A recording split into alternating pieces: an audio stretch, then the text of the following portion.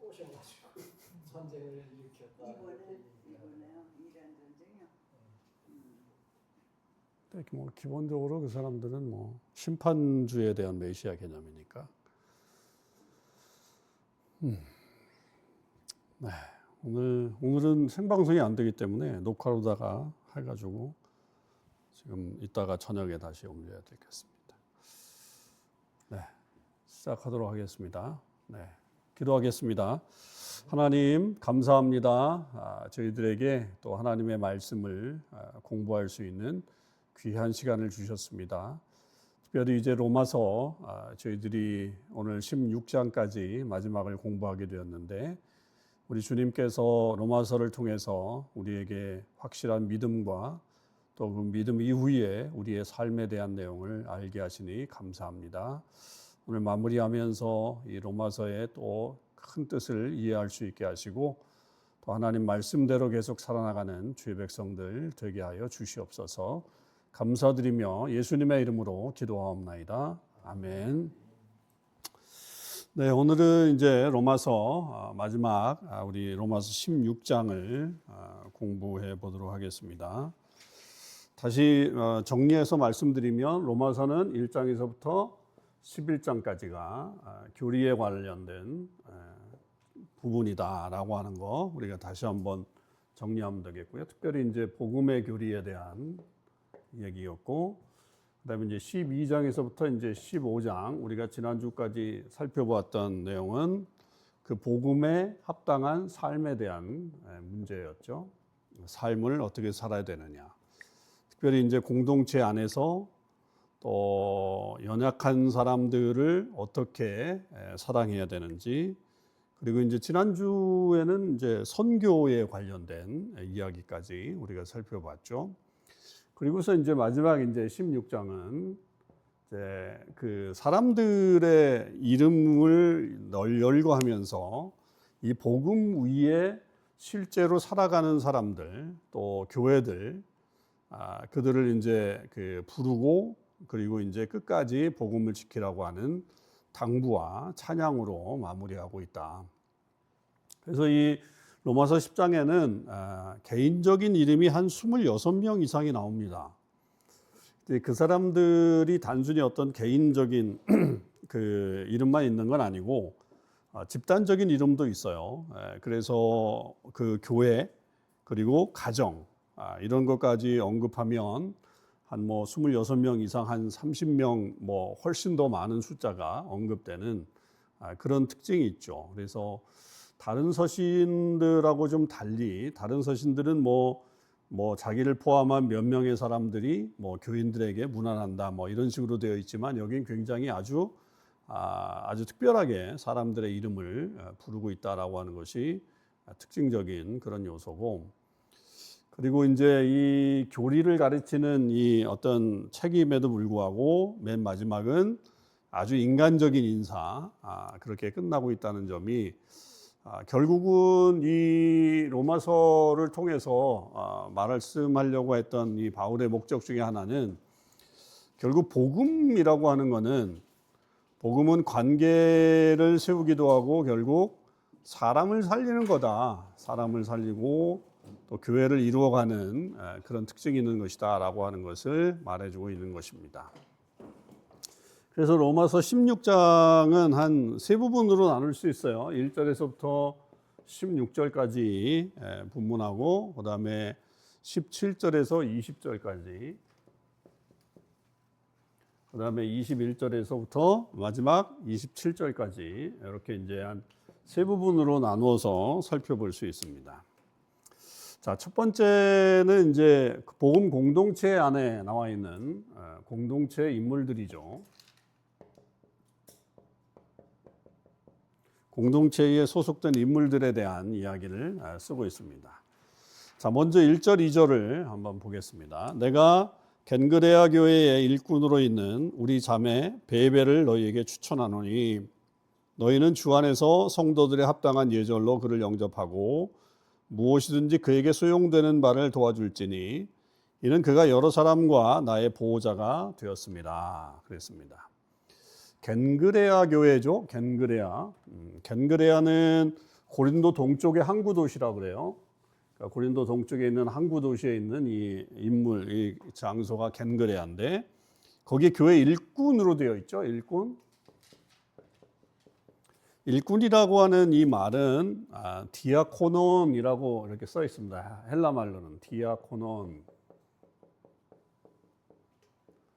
디아코논이라고 하는 말은 이제 디아코노스라고 하는 말하고 같잖아요.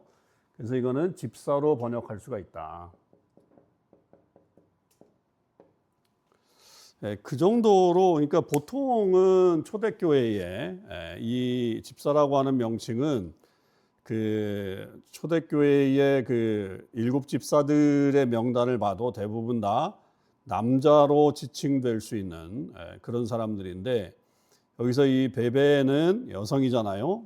여성인데 우리 자매 베베가 교회 일꾼이다. 그러니까 교회의 어떤 집사로 이렇게 되어 있다. 그래서 이것이 이제 과연 교회의 공식적인 명칭이냐? 그러니까 오늘날로 얘기하는 우리가 얘기하는 뭐 안수집사, 권사 뭐 이런 어떤 공식적인 직함이냐? 이렇게 볼 수도 있다라고 하는 거예요. 그러니까 이게 확실치는 않지만 그냥 이 사람이 잘 섬기고 있기 때문에 그냥 디아코논이라고 부른 거냐? 아니면 이 당시에 교회의 어떤 공식적인 직분으로서의 이 집사라고 하는 게 있었겠느냐라고 하는 것은 뭐 조금 그건 학자들마다 견해가 좀 다르긴 하지만 하여튼 이분이 공식적이든 아니면 그냥 열심히 일을 하기 때문에 그냥 디아코논이라고 불리는 건지라고 하는 것에 대해서는 상관없이 이분은 굉장히 이 교회의 겐그레아 교회의 아주 핵심적인 일꾼이었다라고 하는 사실을 우리에게 말해주죠. 그러니까 인사를 하면서 처음으로 이 언급한 인물이 베베예요, 베베. 이 여성 그 집사인 베베를 말하죠. 굉장히 특별한 인물이라는 거죠. 그러니까 인사를 시작할 때 이 베베라고 하는 인물을 먼저 이렇게 추천하는 이유는 maybe 이 베베가 이 베베가 그 편지를 전달했을 가능성이 높습니다. 그러니까 이 로마서를 전달했을 가능성이 되게 높은 사람이라고 하는 거죠. 근데 이 편지라고 하는 게 여러분 우리가 지금처럼 뭐 이메일로 보내는 것도 아니고 뭐 이렇게 조그마한 펜으로 이렇게 그 써서 보내는 것도 아니고 그 당시에 이 서신은 회람 서신이거든요. 그러니까 회람 서신이라는 말은 이 교회만 읽는 게 아니라 이 교회도 읽고 비록 이제 로마 교회에게 썼긴 했지만 그 로마 교회에게 쓴 편지를 그대로 읽고 이것을 또 다른 교회에서도 읽게 하는 회람 서신이기 때문에 이게 두루마리로 돼 있어가지고 되게 고급지게 만들어야 되는 거죠.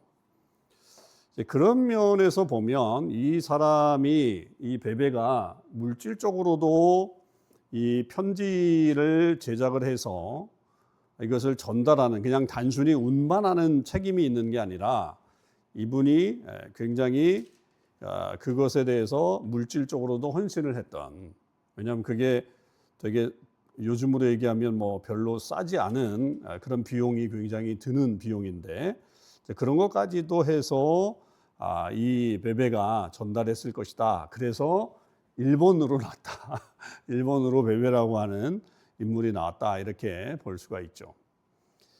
더군다나 2절에 보면 주 안에서 성도들이 합당한 예절로 그를 영접해라 그렇게 되어 있잖아요. 영접해라 그랬으니까 직접 이분이 갔다는 얘기잖아요. 가서 전달을 했다는 얘기고 무엇이든지 그에게 소용되는 바를 도와주어라 라고 하는 거니까 이분이 굉장히 교회를 위해서 열심히 또 사도 바울의 사역을 위해서 열심히 섬겼으니까 잘 도와줘라. 더군다나 그가 여러 사람과 나의 보호자가 되었다라고 하는 말은 여기서 보호자는 재정적인 후원자를 말합니다. 재정적인 후원자. 뭐 이 사람이 뭐 이렇게 그냥 단순히 어떤 뭐 막을 쳐주는 게 아니라 교회에서 이분이 사도 바울을 물질로 굉장히 많이 서포트했던 그런 인물이었다라고 하는 것을 볼 수가 있죠. 그러니까 이런 베베와 같은 인물들이 있었기 때문에 로마서가 로마인 교회에게 전달이 됐고 그리고 오늘날 우리에게까지도 이렇게 전달이 되는 그런 유익을 받게 되었다라고 하는 사실을 알 수 있죠. 그래서 베베라고 하는 인물은 되게 아주 중요한 인물로 언급이 되고 있습니다. 자, 그리고 3절에 보면 너희는 그리스도 예수 안에서 나의 동역자들인 브리스가와 아굴라에게 문안하라 이렇게 말하고 있죠. 브리스가는 주로 다른 성경에서는 브리스길라, 브리스길라로 나오죠. 브리스길라와 아굴라. 여기 보면 브리스길라가 여성이고 아굴라가 남성이죠.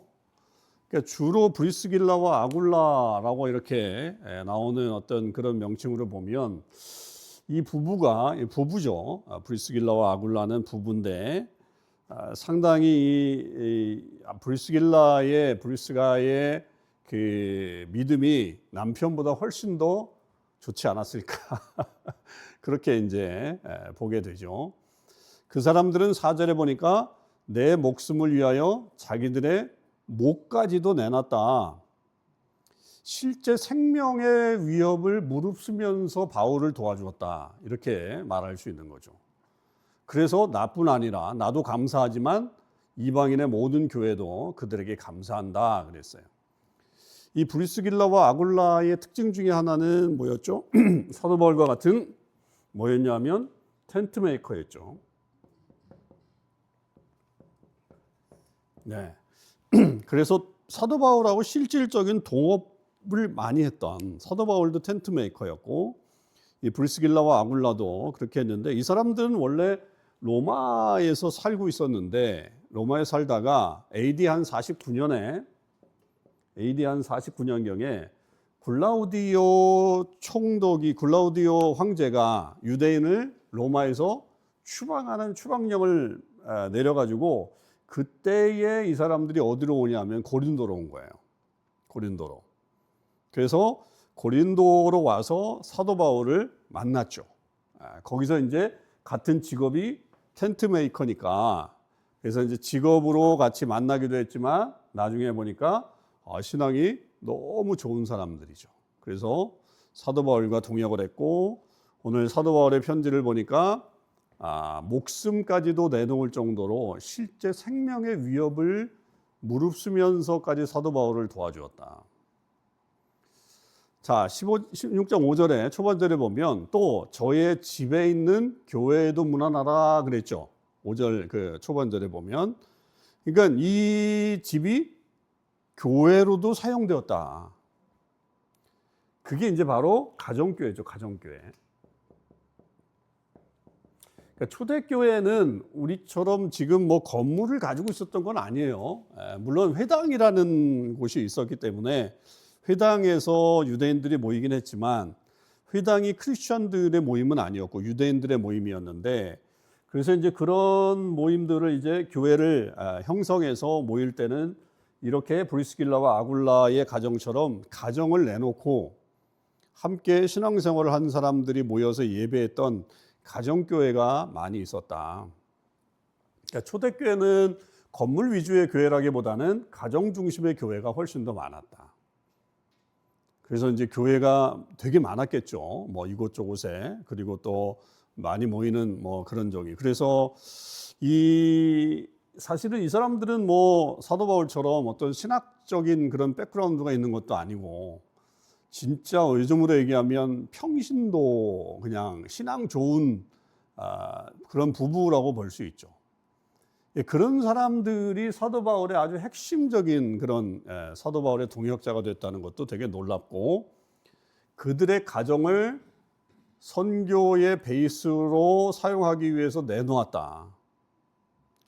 이것도 상당히 사실 가정을 내놓는 일이 쉽지 않잖아요. 뭐 예전에라고 별반 다르지 않죠.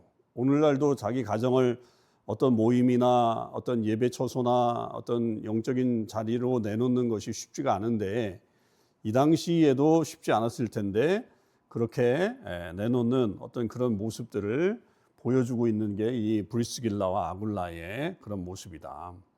참 초대교회에 너무 귀한 사람들을 뽑으라 그러면, 그러니까 뭐 이름이 잘 많이 알려진 사람들, 뭐 베드로, 뭐 바울, 뭐 이런 사람들 외에 가장 소중한 교회적인 그 영적으로 성숙한 사람들이라고 한다면 브리스길라와 아굴라가 아닐까, 그렇게 추측될 정도로 아주 좋은 믿음을 가지고 있었고 선교에도 열심히 했던 그런 분들이 있죠. 그 다음에 이제 5절 그 후반절서부터는 쭉 이제 사람들의 이름이 열거되기 시작합니다. 내가 사랑하는 에베네도에게 문안하라. 5절 후반절에 보면 에베네도가 나오죠. 근데 이 사람은 어떤 사람이냐? 잘 모르긴 하지만 사도 바울이 해석해 놓는 거에 보면 5절에 그는 아시아에서 그리스도께 처음 맺은 열매다. 이렇게 기억하는 거죠. 그러니까 이 사람은 어떤 사람이다, 이 사람은 어떤 사람이다라고 하는 것을 사도 바울은 복음과 함께 연관되어서 지금 말하고 있을 때 에베네도는 아시아에서 그리스도께 처음 드린 열매다. 이게 자기가 맺은 열매라고 하는 거죠. 그러니까 지금 이 아시아는 우리 이 동쪽까지 포함한 아시아가 아니라 그 당시에 유럽에서 본 소아시아 지역을 말하는데, 그러니까 주로 터키 지역이죠. 주로 터키 지역. 그래서 지금의 이 그 에베소를 중심으로 한 지역에 그렇게 이제 처음 익은 열매로 다 돼 있다. 이 에베네도를 통해서 그 아시아의 복음이 증거됐다. 이렇게 이제 볼 수도 있는 그런 거죠. 그 다음 6절, 너희를 위하여 많이 수고한 마리아에게 문안하라. 뭐 어떤 구체적인 설명은 없지만 너희를 위하여 많이 수고했다라고 하는 말은 교회가 이 마리아의 헌신에 대해서 알고 있었다라고 하는 거고, 마리아라고 하는 이름은 성경에도 많이 나오는 것처럼 특별한 이름은 아니죠. 그죠? 아주 흔한 이름이죠. 뭐 우리로 얘기하면 뭐가 있을까요? 그러니까 아주 흔한 이름이죠. 그 흔한 이름에 소속되어 있지만 그러나 이분은 아주 하나님 앞에서 귀하게 쓰임 받았던 그런 사람이고, 7절, 내 친척이요 나와 함께 옥에 갇혔던, 이렇게 친척이면서 옥에 함께 갇혔던. 근데 여기서 친척이라고 얘기할 때 그냥 바울의 어떤 그 육신적인 친척만을 말한다고는 볼 수는 없어요. 그러니까 친척이라고 할 땐 좀 가까운 관계를 얘기할 때 그렇게 이제 얘기하는데, 하여튼 뭐 그 사람이 어떻게 됐든 모르지만 함께 옥에 갇혔던 안드로니고와 그다음에 유니아라고 하는 사람이 있었다. 그러니까 이 사람들도 지금 바울이 기억하고 있는 거예요. 이 사람들은 7절 끝에 보면 사도들에게 존중이 여겨지고 또한 나보다 먼저 그리스도 안에 있는 자다라고 하는 말을 합니다. 이게 무슨 말이에요? 이 사람들은 자기보다 먼저 고난을 받았거나, 그러니까 예수님을 믿는 것 때문에 고난을 받았거나 아니면 먼저 신앙생활을 시작한 사람일 가능성이 높죠. 그러니까 그 사람들이 오히려 바울보다도 먼저 신앙생활을 했든지 아니면 고난을 먼저 받았든지, 이렇게 볼 수 있는 사람들이 바로 안드로니고와 유니아다. 8절, 또 주 안에서 내 사랑하는 암블리아에게 문안하라 라고 했는데, 이 암블리아는 헬라식 이름으로 노예일 가능성이 높대요. 노예.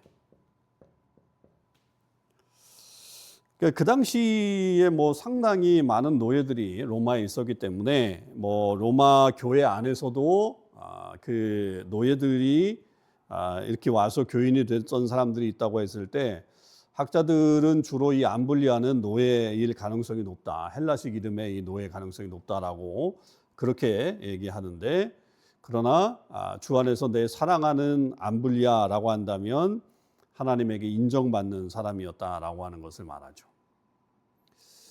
자, 9절, 그리스도 안에서 우리의 동역자, 여기서 이제 동역자인 우르바노와 나의 사랑하는 수다구에게 문안하고, 또 10절에도 보면 그리스도 안에서 인정함을 받은 아벨레에게 문안하라, 아리스도블로의 권속에게 문안하라 라고 하면서 얘기할 때 전부 다 여기에서 주 안에서 혹은 그리스도 안에서 이런 표현들을 써나가고 있어요. 주 안에서나 그리스도 안에서는 같은 말이겠죠. 그죠? 같은 말이겠죠. 그런데 이 사람들이 다 어떻게 보면 사도 바울이 신앙 좋은 사람이라고 이렇게 인정할 때 어떻게 인정을 했냐면 주님께 인정받은 사람이라고 표현을 했다라고 하는 거죠.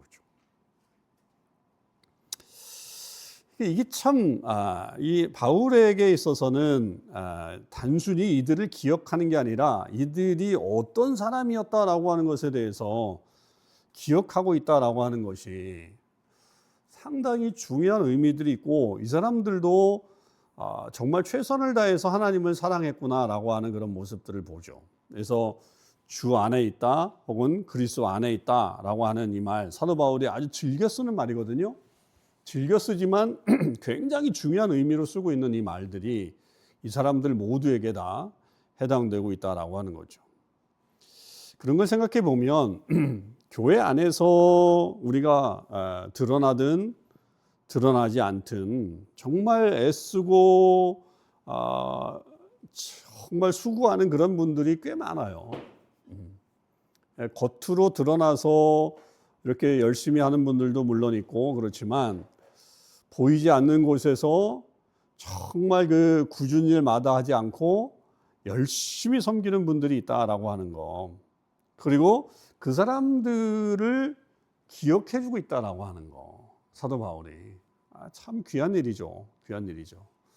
그리고 그 사람들이 뭐 선배가 되었든 아니면 후배가 되었든 신앙의 어떤 그 신앙을 인정해주고 또 고난을 함께 받았다라고 하는 것에 대해서 존중해주는 어떤 그런 태도들도 사도 바울이 보여주고 있다라고 하는 거 되게 그 인상 깊은 장면들이에요. 그러니까 우리가 그냥 16장은 사람들의 이름이 많이 나온다 이렇게 생각할 수 있지만 그 한 사람 한 사람이 다 의미 있는 사람들이 우리가 물론 지금은 이 사람들이 어떤 사람인지 모르지만 그 당시에 로마 교회의 교인들은 에베네도 암블리아 그러면 어떤 사람인 줄 아는 거죠.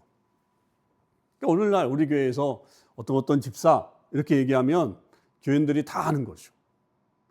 그럴 때 이제 앞에다가 주 안에서 최선을 다하는 무슨 집사 이렇게 써놓으면 그게 왜 그렇게 했구나라고 하는 것을 우리가 다 아는 것처럼 그런 어떤 메시지가 여기에는 들려져 있다라고 하는 거죠. 자, 계속해서 11절 이후에 계속 또 보면 내 친척 헤로디온에게 문안하라. 그리고 나기수의 가족 중 주 안에 있는 자들에게도 문안하라. 그러니까 여기서도 이제 주 안에서 이런 말들이 계속 반복이 됩니다. 이 주 안에서라고 하는 말이 되게 중요하죠.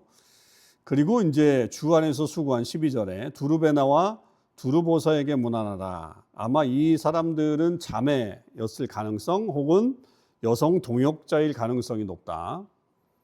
그렇게 이제 두르베나와 두르보사를 그렇게 볼 수 있고요. 주 안에서 많이 수고하고 사랑하는 버시에게도 문안하라. 그 다음 13절 주 안에서 택하심을 받은 루포가 나오죠. 이 루포라고 하는 인물은 마가복음 15장 21절에 보면 예수님 대신에 십자가를 지고 갔던 사람 누가 있죠? 구레네 사람 시몬이죠. 시몬의 아들일 가능성이 높은 것으로 나오죠. 그래서 그렇게 이제 많이 학자들이 이해를 하고 있어요. 그래서 그 인물로 본다고 한다면 우리가 구레네 시몬은 사실은 유월절이 돼서 그냥 자기 나름대로 예루살렘에서 유월절을 지내려고 구레네에서 온 거잖아요. 사이프러스에서 온 건데 거기서 뭐 사이프러스 섬이었으니까 이제 배를 타고 뭐 이렇게 오고 뭐 이렇게 왔겠죠. 되게 긴 거리를 그렇게 왔는데 그때 예수님이 처형을 당하시는 이 장면 속에서 구경하러 갔다가 한마디로 얘기하면 그냥 어이없이 그냥 십자가를 대신 진 거 아니에요. 예수님의 십자가를. 그렇게 됐을 때 이 사람 속에는 나는 이렇게 좋은 일 하나님을 예배하기 위해서 유월절에 왔는데 왜 이런 죄수가 지는 십자가를 내가 대신 져야 되는가라고 하면서 어떤 굉장히 어떤 고민들을 많이 하고 혹은 뭐 회의감이나 뭐 이런 것들이 있었을 텐데 이 시몬은 십자가를 대신 지면서 이분이 진짜 메시아라고 하는 사실을 알게 되었고 결국은 예수님을 믿었다는 얘기고 그 아들이었던 루포가 이렇게 복음에 함께 참여한 인물이 되었다라고 한다면 참 놀라운 일이죠. 참 놀라운 일입니다. 그래서 하나님의 구원의 방법이 어떻게 역사하시는지를 우리가 섣불리 판단해서는 안 된다. 억지로 십자가를 지었다 할지라도 때로는 그것이 은혜가 돼서 그 가정이 구원받고 또 어떤 큰 하나님의 일들을 이뤄내는 그런 일들이 일어날 수 있다. 심지어 이 루포에게 문안할 때 그의 어머니에게까지도 얘기하잖아요. 그러니까 얘기하면 시몬의 아내를 얘기하잖아요. 그의 어머니는 곧 내 어머니니라 라고 할 정도로 영적인 어머니로서 사도 바울을 돌봐준 사람이라고 볼 수 있죠. 상당히 그러니까 이 신앙이 매우 성숙했던 그런 인물이다라고 하는 것을 여기서 보여주는 그런 모습입니다. 그 다음에 14절에 나오는 아순그리도, 블레곤, 허메, 바드로바, 허마 또 그들과 함께 있는 형제들 이 사람들은 대부분 다 노예였을 것이다 라고 추정을 하고요. 14절에 나와 있는 인물들은 대부분 노예였을 것이라고 추정을 하고 또 15절에 빌롤로고, 율리아, 또 네레오, 그의 자매 올lum바 또 그와 함께 있는 성도들 이런 사람들도 있었고 이런 사람들에게 어떻게 인사하고 16절에 이제 이 인사의 마감을 한다고 한다면 너희가 거룩하게 입맞춤으로 서로 문안하라. 당시의 인사 방식이긴 하지만 입맞춤을 하는 게 인사 방식이긴 하지만 어떤 친밀감을 얘기하는 거고 한 가족이다라고 하는 것을 인식시켜주는 그런 내용들이죠. 그러니까 복음 안에서 가족과 같은 그런 교제를 나누자라고 하는 겁니다. 그리스도의 모든 교회가 다 너에게 문안한다라고 하는 말로 사람들의 이름을 열거하면서 이제 인사말은 마치죠. 그러니까 교회 안에 보면 우리가 이것을 통해서 보면 성별을 초월하죠. 그다음에 직업, 뭐 신분, 뭐 이런 것들을 다 초월하죠. 그리고 어떤 그 세대, 그러니까 뭐 나이가 많은 분도 있고 사도 바울에게 있어서는 어머니와 같은 분이 있는가 하면 또 뭐 자매와 같은 분이 있고 뭐 아들과 같은 그런 분이 있는 것처럼 이런 어떤 그 세대나 직업이나 또 어떤 이런 성별을 초월한 이 가족이 되는 게 이게 바로 교회다, 교회.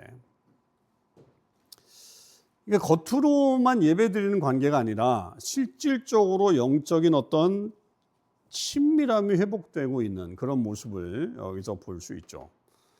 그래서 그냥 우리가 교회를 한 교회를 다닌다 그럴 때 어떤 교회의 네임, 어떤 뭐 우리 같이 참소만 교회라고 하는 곳에 그냥 같이 다닌다라고 하는 의미라기보다는 참소만 교회에 정말 내가 같은 교인이다라고 했을 때는 그 사람의 어떤 영적인 상태라든지 아니면 서로 교제하면서 함께 도와주고 혹은 또 기도해주고 이런 모습을 함께 기뻐하고 또 같이 슬퍼하고 이런 모습들을 갖추는 것이 되게 중요하다. 근데 그런 게 사실은 요즘 같은 이게 지금 로마 교회가 아무리 그러게 해도 로마 교회가 뭐 그렇게 컸겠어요. 뭐 요즘처럼 뭐 1000명, 10,000명 뭐 혹은 뭐 심지어는 100명 이상 뭐 이렇게 되지 않을 수도 있거든요. 그러니까 이 당시의 교회라고 하는 거는 말씀드린 대로 가정교회 중심의 교회라고 한다면 인원이 그렇게 많지가 않은 거죠. 거의 뭐 50명 미만, 뭐 작게는 20명 미만, 뭐 이렇게도 볼 수 있는 그런 교회라고 볼 수 있겠죠. 뭐 조금 더 많다 그러면 한 100명, 뭐 이 정도 될까? 그 이상의 교회들은 거의 없다고 봐야죠. 오늘날처럼 뭐 이렇게 크게 모이는 그런 교회들이. 근데 요즘 교회의 가장 큰 단점 중에 하나는 이 대형 교회가 점점 돼가면서, 물론 이제 대형 교회도 요즘은 점점 축소되는 경향으로 가고 있지만, 그냥 한 교회를 다니는 게 그냥 그 교회에 내가 이름만 가지고 있는 어떤 그런 저희가 많지, 그 교회에서 영적으로 교제를 나누는 그런 일들이 많지 않다. 그래서 이제 중요한 거는 우리가 지금 이제 이번 주부터 목장이 시작되긴 하는데 그런 어떤 소그룹, 그게 굉장히 중요하다. 그게 목장이 됐든 아니면 큐티 모임이 되었든 아니면 기도 모임이 됐든 아니면 우리가 뭐 참소망회회 같은 그런 그 연령별로 모이는 그런 모임이 됐든지 간에 그 안에서 우리가 진실한 영적인 교제를 나눠야 된다. 상당히 중요한 우리들의 그 한 축이죠. 되게 중요한 축이기 때문에 그래야 진정한 교회 공동체 안에서 살아갈 수 있는 것을 우리 다시 한번 좀 기억을 해야 되겠습니다. 자, 그리고 나서 이제 17절에서부터 20절까지는 좀 특별하죠. 이렇게 인사를 나 누구누구 추천하고 누구누구에게 문안하라 그렇게 얘기하다가 갑자기 17절에서부터는 떠나라, 뭐 미혹하라 그러는 거예요. 그러니까 경고가 나와요. 좀 특별하죠. 그러니까 사도 바울이 하고 싶었던 얘기가 있었던 거예요. 로마 교회에게도. 그러니까 이런 사람들을 내가 추천하고 이런 사람들에게 문안하고 여러분들도 서로 교제해 주십시오라고 하지만 그러나 바울이 꼭 하고 싶었던 얘기 중에 하나는 이런 사람들은 경고해요. 경고. 17절 형제들아 내가 너희를 권하노니 너희가 배운 교훈을 거슬러 분쟁을 일으키거나 그 다음에 거치는 자들 거치게 하는 자들을 살피고 그들에게서 떠나라 그랬어요. 떠나라. 그러니까 이런 사람들에 대해서 경고를 하고 있는 거죠. 이런 사람들을 주의하라는 거죠. 그러니까 교훈을 거슬렀다라고 하는 말은 결국 복음, 그 다음에 사도적인 가르침, 이런 것을 잘못 가르치는 사람들, 그런 사람들을 말하는 거고, 거친다라고 하는 말은 한마디로 얘기하면 장애물을 놓는 사람들이에요. 신앙생활에 도움을 주진 못하고 그 공동체를 찢어버리는, 공동체를 나누게 하는 그런 사람들이 있다. 그런 사람들을 떠나게 하라. 거리를 두어라. 경계하고 거리를 두어라. 이게 굉장히 중요한 이야기입니다. 여러분, 우리가 사도 바울의 복음, 11장까지의 이 복음, 그리고 12장에서부터 우는 자들과 함께 울어라. 또 15장에 가서 14장, 15장에 가서 약한 자들을 서로 용납하고 너희가 먼저 섬겨주어라. 뭐 이런 그들에게 대한 어떤 배려도 얘기하고 이게 복음의 내용인 거예요. 복음은 그런 거죠. 그런데 사도 바울이 단호한 것 중에 하나는 모든 것을 다 품는 건 아니고 분쟁을 일으키거나 장애물이 되는 사람들에게는 떠나라 그렇게 얘기를 합니다. 이거는 우리가 여태까지 배웠던 이 복음에 관련된 어떤 삶의 태도하고는 전혀 다른 모습들을 보여주고 있는 그런 내용들이죠. 그러니까 우리가 복음에 대해서 얘기할 때 온유함, 온화함, 혹은 또 사랑, 그러니까 이렇게 부드러움, 뭐 이런 것들만 강조하게 되면 이 복음의 어떤 그 능력들이 혹은 복음의 어떤 중심 내용들이 사라질 수 있다는 거예요. 자칫하면. 그렇기 때문에 바울이 끝에 가서 경고하고 있는 그런 내용들이 나온다는 거죠. 왜요? 이 같은 자들은 18절에 보면 우리 주 그리스도를 안 섬긴다 그랬어요. 예수님을 안 믿는다는 거예요. 솔직히 얘기하면. 우리 주 그리스도를 섬기지 않는다. 그러니까 교인인데 교회에 나오는데 교인이 예수님을 안 믿는 사람이 있다는 거예요. 그 대신에 뭘 해요? 자기들의 배만 섬긴다 그랬어요. 자기들의 배만 섬긴다. 이건 뭐예요? 욕심, 체면, 자기 이익, 자기 권력 이런 것을 위해서 결국은 교회를 이용만 해먹는 사람들이 있다는 거죠. 여러분 이해가 되시죠? 예수님은 안 믿고 교회는 나와서 예배도 드리는데 실제로 보면 예수님은 안 믿고 뭘 섬겨? 자기 배만 섬긴다 그랬어요. 사도 바울이 아주 신랄하게 비판을 하는 거예요. 자기 이익만 챙기는 거예요. 교회 나와가지고. 이런 사람들에게서 떠나라 그랬다고요. 그들이 하는 표현은 뭐예요? 교활한 말, 아첨하는 말, 이런 말로 말은 또 잘해. 말은 잘해. 예수님 잘 믿는 것 같아. 우리가 말 잘하는 사람한테 현혹이 되잖아요. 그러면 저 사람 신앙 좋은 것 같아. 이런 생각을 갖게 되는데 바울이 볼 때는 그게 아니라는 거예요. 저 사람들은 아첨하는 말, 교활한 말을 잘하면서 결국은 자기들 배만 섬기는 사람이다. 그러니까 순진한 사람들을 미혹한다 그랬어요. 그러니까 이런 사람들에게서 떠나라. 그러니까 우리가 무조건 사랑해야 된다. 다 수용해야 된다. 그게 아니라는 거예요. 복음을 지키기 위해서는 여러분 우리가 경계가 필요하다. 경계.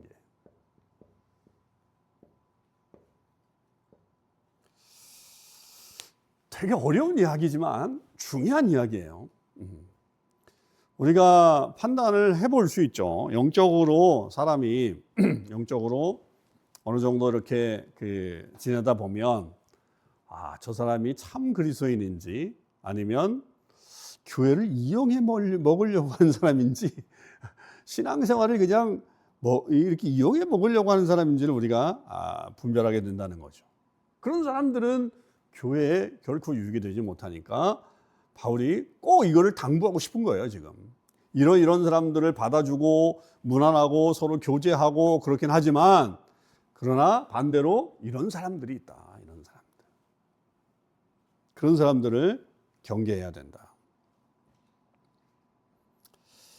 자, 그러면서 19절에는 좀 뉘앙스가 또 달라졌어요. 그러니까 요거는 이 두 절에서 17절, 18절에서 아주 강하게 얘기한 다음에 19절에는 좀 뉘앙스가 조금 더 달라져요. 다시 또 달라지죠. 너희의 순종함이 모든 사람에게 들리는지라. 그러므로 내가 너희로 말미암아 기뻐하노니.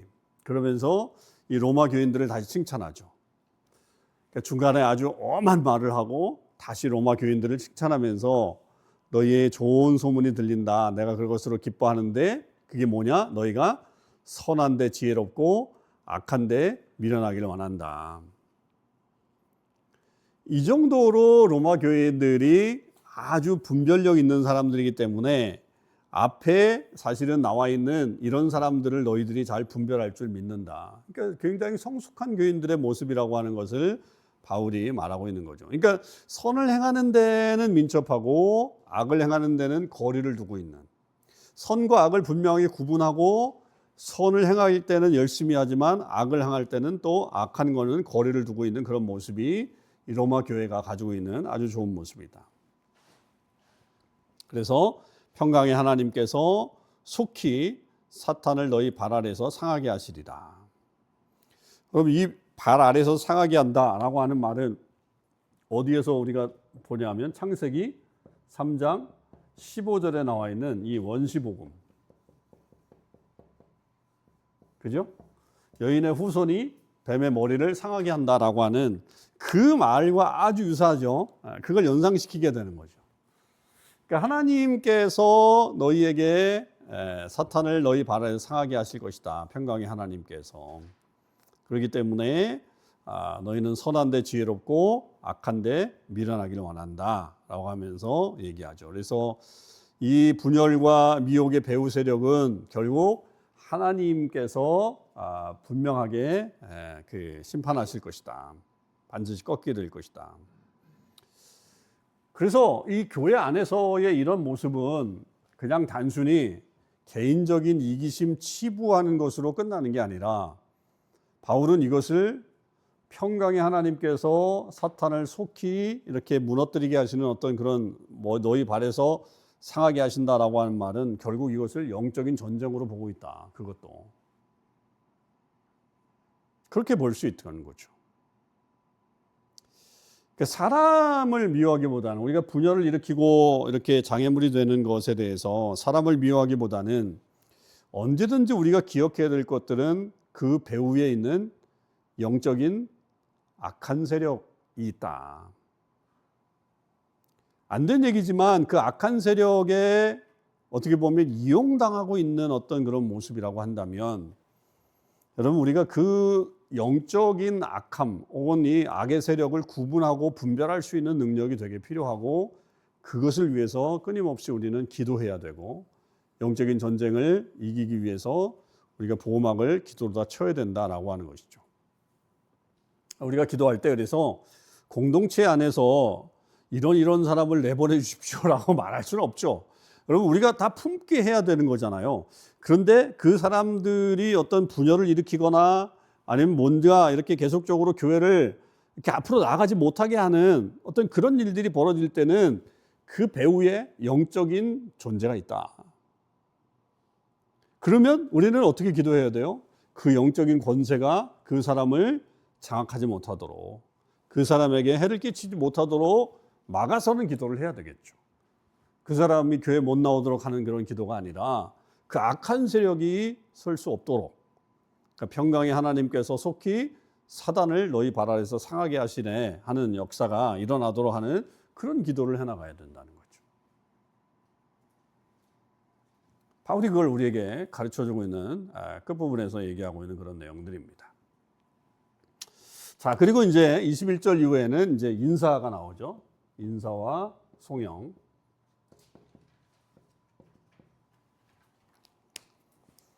그 21절 나의 동역자 디모데, 여기서 이제 디모데를 아들로 표현하지 않고 동역자로 표현을 하고 있다라고 한다면 이 처음에의 아들과 같은 존재였잖아요, 디모데가. 물론 이제 디모데서에는 이제 아들로 표현하고 있지만 굉장히 성숙한 그런 어떤 후계자와 같은 그런 모습. 그다음에 나의 친척 누기오와 야손과 소시바다가 너에게 문안한다 이렇게 얘기할 때 말씀드린 대로 친척일 수도 있고 아니면 동역자일 수도 있어요. 바울이 그렇게 표현을 했다 이렇게 볼 수 있죠. 자, 22절 이 편지를 기록하는 나 더디오도 주 안에서 너에게 문안한다. 자, 그러면 이 로마서는 누가 썼어요? 대필은 더디오가 썼어요. 바울은 구술을 했고 그것을 직접 쓴 사람은 더디오예요. 더디오가 이 편지를 기록한 거죠. 그래서 말씀 사역에서 이렇게 기록해 주는 사람들이 되게 중요하다. 정리해 주는 사람들이 되게 중요하다. 그런 게 참 중요한 것 같아요. 그래서 어떤 일이 있을 때 그것을 그냥 이렇게 저도 보면 우리 교회에서 제가 말한 거를 이렇게 잘 정리하시는 분들이 계시더라고요. 그래서 그걸 또 이렇게 마지막에 다시 보여주고 이렇게 정리하게 그런 모습들이 있는데 아주 귀한 그 사역이라고 볼 수 있죠. 그래서 바울에게도 이렇게 좋은 그 대필이라기보다는 하여튼 그것을 서기관처럼 받아 적어주는 그런 사람이 있었다. 더디오가 그렇게 써가지고 이제 이 편지를 보낸 거죠. 22절이 그렇고요. 그 다음에 23절 나와 온 교회를 돌보아주는 가이오도 너희에게 문안한다. 이 가이오는 어떤 사람이냐면 고린도전서 1장 14절에 보면 고린도전서에 보면 바울이 직접 세례를 준 사람입니다. 가이오. 그러니까 바울이 세례를 준 사람이 그렇게 많지 않죠. 왜냐하면 이 세례 때문에 분쟁이 많이 일어나서 사도 바울이 많은 사람에게 세례를 주지 않았어요. 왜냐하면 그 당시에 세례가 자칫하면 내 사람 키우는 어떤 그런 잘못된 인식이 될 수 있었기 때문에 바울도 많이 세례를 안 줬는데 가이오에게는 세례 준 것으로 기록이 되어 있어요. 그래서 이 사람도 나와 온 교회를 돌보아주는 가이오라고 한다면 바울에게 자신의 숙소를 내줬거나 아니면 어떤 집을 이렇게 내주면서 바울을 서포트 해줬던 사람으로 이렇게 볼 수 있습니다. 나와 온 교회를 돌봐줬으니까 그 사람이 바로 이 가이오 이렇게 볼 수 있고, 그 다음에 재무관 에라스도, 이 사람은 재무관이기 때문에 로마의 아주 높은 신분이라고 볼 수 있죠. 그러니까 사회적 지위가 높은 지도자층에 해당하는 사람, 그 사람도 여기 포함되어 있고 구하도도 너희에게 문안한다 이렇게 되어 있습니다. 그러니까 그 당시에 사회적인 위치에 높은 사람들도 역시 바울의 동역자로 나와 있다. 그래서 이 바울의 사역은 아무리 바울이 위대하더라도, 아무리 바울이 정말 영적으로 단단하게 준비되어 있고 각오되어 있는 사람이라고 할지라도 바울을 곁에서 도와주는 사람들이 없었다면 불가능했다. 재정적으로 서포트해 줬던 사람, 행정적으로 도와줬던 사람, 환대해갖고 집을 내주었던 사람, 또 바울의 이 말을 기록해 주었던 사람, 뭐 이런 사람들이 다 협력해 갖고 결국은 이 로마서가 나왔고 이 바울의 복음 프로젝트가 생겼다라고 하는 거죠. 그러니까 앞에서 열심히 일하는 사람이 있는가 반면에 그 뒤에서도 열심히 서포트해 주는 그런 사람이 있었기 때문에 바울의 이 전체 사역이 가능했었다라고 하는 거죠. 그래서 이 복음을 전하거나 아니면 이 교회 공동체 혹은 또 이 말씀 공동체를 세워나감에 있어서 다 각자의 그 자리에서 최선을 다해야 결국은 이 복음이 정말 잘 전해지는 거예요. 바울은 그것을 하나도 잊지 않은 거죠. 이런 사람들. 어찌 보면 앞에서 얘기하다가 이 사람 빼먹은 것 같아. 그래 다시 썼는지도 모르겠어요. 이 뒤에는. 아니면 이 사람들이 원래 그 함께 했었던 그런 사람들이었는지 모르겠는데 그렇게 돼 있고 24절은 없다라고 표현되어 있지만 그 밑에 보면 어떤 사본에는 우리 주 예수 그리스도의 은혜가 너희 모든 이에게 있을지어다 아멘이라고 하는 축도가 나와 있는 그런 내용이 이제 있는데 어떤 사본에는 없기 때문에 여기서 이제 빼버렸던 거고요. 왜냐하면 이 뒤에 또 나오기 때문에 그런 겁니다. 자, 마지막 25절에서 27절.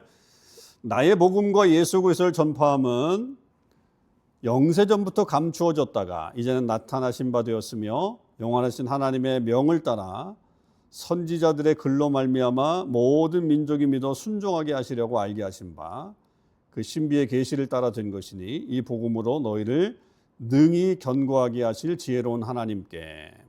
이렇게 이제 이게 전체 한 문장이에요. 되게 길죠. 한국 사람도 아니고 이렇게 전체가 길어요. 주어는 하나님께인데 나의 복음과 예수 그리스도를 전파한다 그랬어요. 바울은 나의 복음이라고 표현했는데 그건 뭐 바울 자신의 것이라고 보기보다는 자기에게 맡겨진 복음 이렇게 표현하는 겁니다. 나에게 맡겨진 이 복음 그리고 예수 그리스도를 전파하는 것은 결국 영세전부터 감추어졌다가 나타난 것이다. 비밀이라는 얘기를 이제 했죠. 비밀이 드러나게 되었다. 그래서 선지자들로 글로 말미암아 모든 민족이 믿어 순종하게 하시려고 알게 하신 바 그 신비의 계시. 그러니까 모든 민족에게 이제 이방인들에게 포함해서 모든 민족에게 이 계시가 알게 됐다. 선지자 글로부터 시작해서. 그래서 이 복음으로 하나님께서는 능히 견고하게 해주실 것이다. 견고하게 해주실 것이다. 그렇게 예전서부터 약속하신 예전서부터 선지자들의 글로부터 시작해서 모든 민족에게 이 복음이 가게 될 것이다 라고 하는 것을 알게 하신 그 하나님 그리고 그 복음으로 모든 사람들을 다 견고하게 하실 그 하나님 그 하나님께 그리스도로 말미암아 영광이 세세 무궁하도록 있을지어다 라고 하면서 송영을 하고 있는 거죠. 이게 전체적으로 다 포함되어 있는 그런 내용들입니다. 그러니까 로마서의 결론이죠. 그러니까 25절에서 27절에 나와 있는 이 내용이 소형이기도 하지만 결국은 로마서의 전체적인 내용이에요. 이건 뭐냐? 이방인들에게도 복음의 계시가 열려져 있고 그건 이미 구약에서부터 예견되어 있는 것이고 이제 드디어 그 비밀이 나를 통해서 밝혀진 거고 그래서 이방인들에게 내가 복음을 전하게 된 거고 그 하나님께서 결국 이렇게 하신 것이다. 그 하나님 앞에 그 하나님께 영광이 세세 무궁토록 있을지어다 찬양하는 거죠. 얼마나 멋져요. 그러니까 바울이 쭉 얘기했던 그 모든 것을 여기다 딱 함축시켜가지고 로마서 전체를 복음으로 요약해 놓은 그런 찬송하는 내용이 여기에 나와 있는 그런 내용들이죠. 그러니까 그 복음의 비밀이 우리에게 이제 보여진 거고 우리에게까지 나타난 거고 그래서 이제 우리의 모습에서도 이 복음의 역사가 일어나게 된 것이다라고 하는 겁니다. 16장에 이렇게 결론을 내리면서 바울은 하여튼 이 복음에 함께 동역하고 있는 사람들에 대해서 굉장히 아주 그 고마워하고 있고 그리고 복음이라고 하는 것은 절대로 자기 혼자 이렇게 전하지 않았다라고 하는 사실을 그 사람들을 함께 넣으면서 우리에게 말해주고 있죠. 자, 우리가 이제 로마서를 이제 마무리하는데 다시 한번 정리를 해보면 처음부터 우리가 한번 몇 가지로 정리를 해보죠. 자, 복음은 우리가 처음 배웠던 게 하나님의 능력이다. 그죠? 복음은 하나님의 능력이다. 이게 이제 로마서의 출발이었고, 그 다음에 중요한 것은 인간은 모두가 다 죄인이다. 그죠? 그게 이제 얘기하게 있었던 거고, 그 죄의 문제는 결국 어떻게 해결하느냐? 믿음으로 의롭다함을 받는다. 그래서 우리에게는 이제 구원받은 존재로서 새로운 삶이 주어진다. 특히 그것은 성령 안에서의 삶이다. 성령 안에서의 우리의 삶이 여기서 이제 주어진다라고 하는 것을 말하죠. 그 다음에 바울이 중요하게 얘기했던 건 뭐냐면 하나님의 계획은 구원궤 그것이 있었다. 처음부터 역사 전체 속에서. 그게 이제 9장에서부터 11장까지 나온 거 아니에요? 그러니까 자기가 왜 이방인들에게 구원을 나가야 되느냐. 그리고 그 이방인들의 시기심을 일으킴으로 인해서 결국 구원이 유대인들에게 가는 것이다. 그 다음에 복음으로 말미암아 새로운 공동체가 만들어졌다. 공동체 삶에 대해서 얘기하죠. 새로운 공동체. 그 새로운 공동체가 이루어진 거고 그것이 이제 선교로 이어지죠. 선교를 어떻게 해야 되는지. 그리고서는 이제 찬양으로 이어지죠. 이게 로마서의 이제 전체적인 핵심이라고 볼 수 있죠. 그러니까 이렇게 요약을 해볼 수 있죠. 그러니까 복음은 하나님의 능력이에요. 근데 그것이 능력이 무슨 역할을 했느냐? 모든 인간이 다 죄인인데 그 죄인들을 구원시켰다는 말이죠. 믿음으로 말미암아 의롭게 해준 거예요. 그래서 우리는 새로운 삶을 살게 됐어요. 성령 안에서. 특히 이제 성령의 능력으로 우리가 이제 살아가게 되는 역사가 생긴 거죠. 그러면서 이제 이 모든 계획은 이미 구약에서부터 시작했고 하나님의 그 계획은 이방인들의 구원에까지도 다 하나님의 역사 속에 있는 것이다. 그렇게 해서 결국은 복음이 새로운 공동체를 만들어낸 거고 새로운 공동체의 핵심적인 요소 중에 하나는 선교에 동참하는 일이고 그 모든 것을 결국 하나님께서 행하셨기 때문에 하나님을 찬양한다라고 하는 하나님께 영광을 돌린다라고 하는 이 거대 서사와 같은 이야기를 로마서가 해주고 있는 거죠. 그러니까 로마서가 위대하죠. 로마서가 우리에게 뭘 얘기하고 있는지 아주 명확하게 설명해주고 있는 그런 전체적인 내용이라고 볼 수 있습니다. 그래서 로마서를 우리가 요즘은 여러 가지 방법으로 읽는 사람들도 나와요. 그러면서 어떤 책은 로마서 거꾸로 읽기 이런 것들도 있어요. 거꾸로 읽기. 그래가지고 12장서부터 먼저 읽어나가고 그 다음에 또 거꾸로 읽어나가는 그런 유명한 학자들의 이야기들이 그런 게 있어요. 다양하게 읽죠. 로마서는 역사적으로 많은 사람들을 회심시켰고요. 우리가 어거스틴의 얘기를 봤지만 어거스틴 외에도 세계적으로 유명한 이 학자들이 거의 로마서를 통해서 많이 회심을 했고 또 유명한 신학자들이라고 한다면 대부분 다 로마서 강해를 썼죠. 로마서 주석 같은 거를. 그렇게 씀으로 인해서 복음의 아주 본질에 대한 접근을 해나가는 우리 가장 기본적인 신앙의 그런 도구가 된다라고 하는 것을 우리가 잘 배웠으니까 다시 이제 로마서는 그래서 우리가 1년에 한두 번은 꼭 읽잖아요. 그런데 좀 이렇게 중점적으로 1년에 정말 아주 세심하게 한 번씩은 꼭 점검하고 가야 된다. 로마서는. 다른 성경들도 중요하지만 로마서만큼은 1년에 한 번을 우리가 그냥 쭉 한번 일주일 혹은 한 며칠이라도 읽으면서 아주 그 체계적으로 정립해 나가는 그런 시간들이 꼭 필요하다. 그래야 흔들리지 않는 구원 속에서 우리는 살아갈 수 있다라고 하는 것을 우리는 알 수가 있습니다. 그래서 꼭 여러분들이 로마서는 다른 성경은 내가 혹시 못 읽을 수 있는지 몰라도 로마서만은 꼭 내가 읽어야 되겠다라고 하는 그런 마음으로 읽는 습관들을 가져야 되고 그렇게 공부할 때 더 큰 은혜가 우리에게 임할 줄 믿습니다. 네, 로마서 공부는 여기까지로 하고요. 나중에 또 조금 지나면 잊어버리실 거잖아요. 그러니까 조금 지나서 한 번 더 하면 되죠.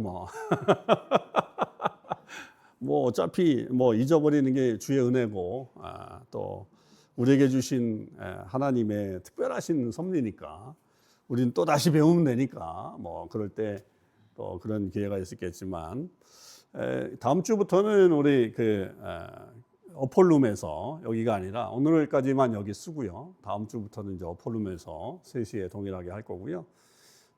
기독교 교리 지난번에 하다가 중단하고 로마서 배웠는데 좀 더 우리가 지난번에 하지 못했던 그 교리에 대한 부분, 그러니까 인간론, 그다음에 그리스도론, 그다음에 이제 더 나아가서 우리 구원론, 그리고 교회론, 종말론 이렇게 한 5가지 남았거든요. 그러니까 앞에 이제 신론하고 성경하고 이런 것들을 했기 때문에 요 나머지 부분들을 한번 좀 더 공부해 보는 시간들을 갖고 다시 이제 성경 책 중에 하나를 골라서 우리가 또 집중적으로 공부해 보는 그런 시간을 갖도록 하겠습니다. 계속해서 열심히 참여해 주시고 또 우리 성도님들도 계속해서 이 말씀에 대한 관심 갖고 나아가실 수 있으면 좋겠습니다. 기도하겠습니다. 하나님 감사합니다.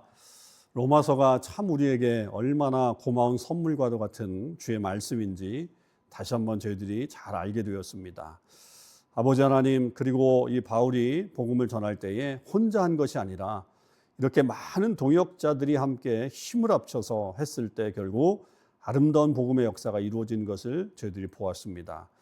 아버지 하나님, 우리 참소망교회 이 공동체를 통해서 이런 놀라운 역사가 오늘날에 이루어지길 원합니다. 그래서 하나님, 정말 우리가 만방의 복음을 증거하는, 또 우리 안에서도 복음으로 확실하게 서게 되는 그런 일들이 일어날 수 있게 하여 주시고 흔들리지 않는 구원 속에 살아갈 수 있게 하여 주시옵소서. 감사와 드립니다. 우리 주님 예수 그리스도의 이름으로 기도하옵나이다. 아멘. 감사합니다. 네, 수고하셨습니다.